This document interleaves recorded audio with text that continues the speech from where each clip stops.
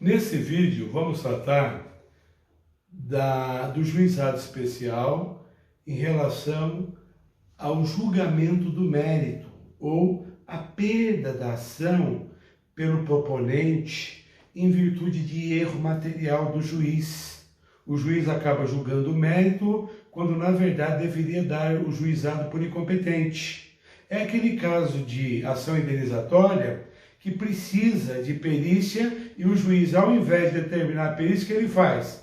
Ele julga o mérito dizendo que a parte não produziu as provas a qual dependia de perícia.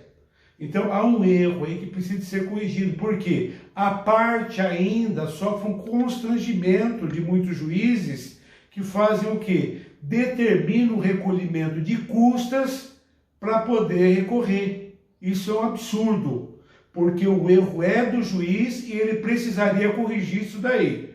Então, nós chamamos a atenção aqui para o jurisdicionado que não exerce o seu direito de acesso à justiça com relação a isso daí. Essa forma precária. Então, a pessoa vai lá e compra qualquer bem para sua casa, chega em casa, o bem não funciona naquele período que ele pode se valer do direito consumerista e promover uma ação, ele promove a ação e perde a ação. Por quê? Porque o juiz entendeu que deveria ter a perícia e não deu o juizado por incompetente. Pior, ele julga o mérito. Isso, em termos de sentença, é um absurdo, um erro grosseiro, que não pode estar se repetindo. Já chega aqueles casos que o juiz coloca lá que é mero aborrecimento.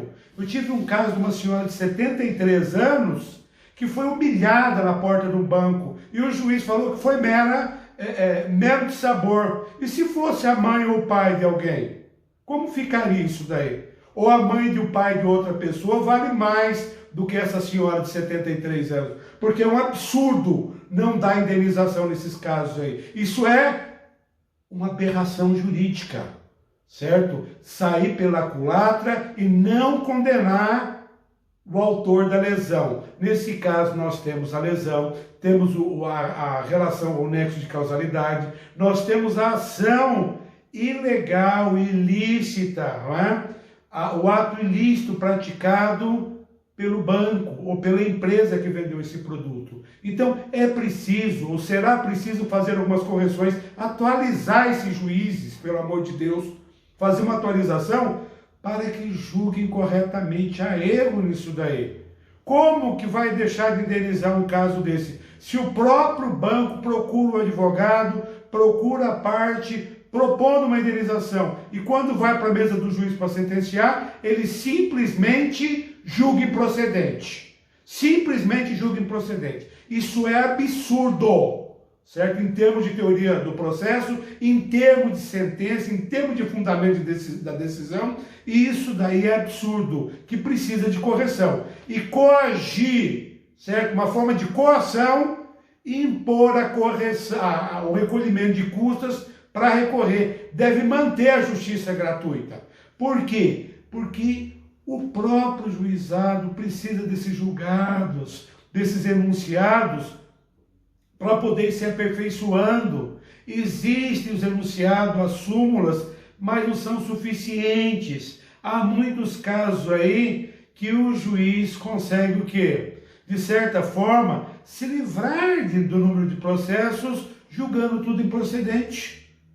Certo? A gente precisa de conter e mais fazer a justiça, porque a justiça tardia é injustiça. Agora, a justiça tão breve, dessa forma, e a aparente justiça, que é a maior das injustiças, porque a pessoa recebe aquele troco ali, foi lesado, existe o ato ilícito, existe a lesão, existe tudo, e o juiz deixa de condenar porque ele errou ao invés de determinar uma perícia, ao invés de avaliar primeiro sobre o ângulo do homem mediano, se aquele ato é mero de sabor. Não é de sabor. Uma pessoa de 73 anos ficar na fila do banco, ser humilhado pelo segurança, ir parar no hospital, entrar com a ação e o juiz simplesmente desenhar a sentença. Mero de sabor, mero aborrecimento. Se fosse minha mãe, meu pai, que Deus o tenha, não seria mero não. certo? E acho que os parentes de todos que estão me ouvindo, com essa idade aí, não seria de sabor coisa nenhuma. Isso, nós temos um ato ilícito, nós temos lesão, nós temos nexo de causalidade e falta coragem para condenar. Então falta isso daí. Nós queremos condenação nesses casos.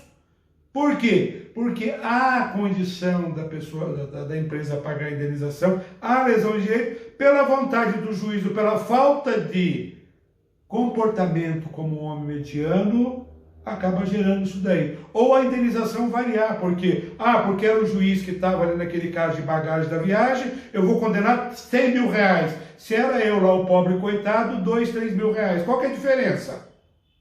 A diferença não pode existir.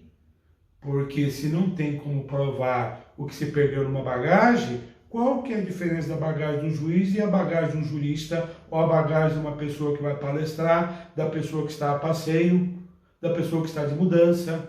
Então, será preciso rever isso daí. Não podemos mais conviver com essas decisões equivocadas que acabam absolvendo, julgando improcedentes essas ações que são totalmente procedentes.